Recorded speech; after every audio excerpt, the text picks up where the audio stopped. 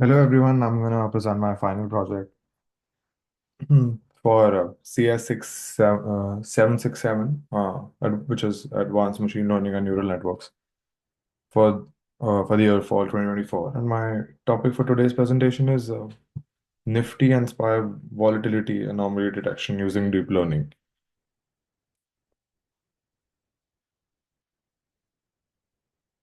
So going with the problem statement, which is so basically the traditional statistic methods for anomaly detection often fail to capture such complex patterns in the financial data, such as maybe like an outbreak or like a dot-com burst or something like that. So these projects aim to evaluate the use of neural networks for detecting anomalies in Nifty and SPY volatility data, focusing on matrices like prediction accuracy and anomaly detection sensitivity using neural networks to address the limitations that I'm trying to explain.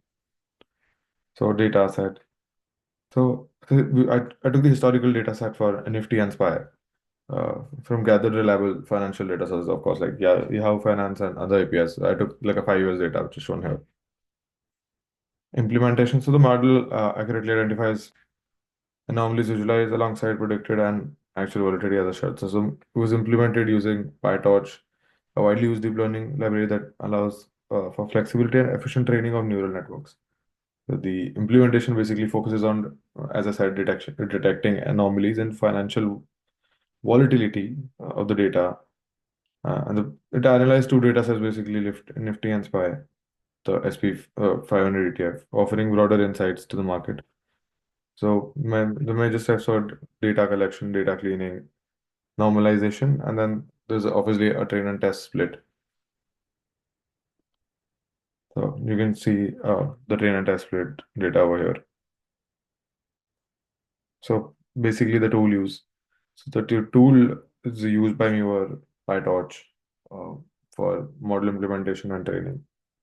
NumPy and Pandas for data preprocessing and manipulation. Matplotlib and Seaborn for visualizing the volatility trends and anomalies. And scikit-learn for scaling and splitting the data into training and test sets. So talking more about stats here. So as you can see, the R-score value evaluates how well the model is predicting the actual data. A value closer to 1 indicates a strong predictive accuracy, which is here 0.9443 and 0.9611. The very small DTW distance, uh, zero point 0.5, which is 0.0544, indicates that the volatility patterns of SPY and Nifty are closely aligned, even if the slight insights and timing exist.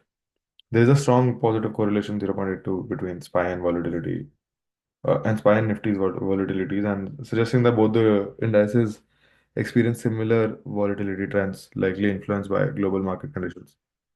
So, talking about the results, the deep learning model efficiently predicted the volatility and identified anomalies in both the data sets, and it confirmed the accuracy and reliability of the approach, offering financial insights a robust tool to monitor and understand unusual volatility spikes. So these results highlight the potential of how AI-driven could be more effective in decision making and risk management for the analysis of the market and real-world scenarios.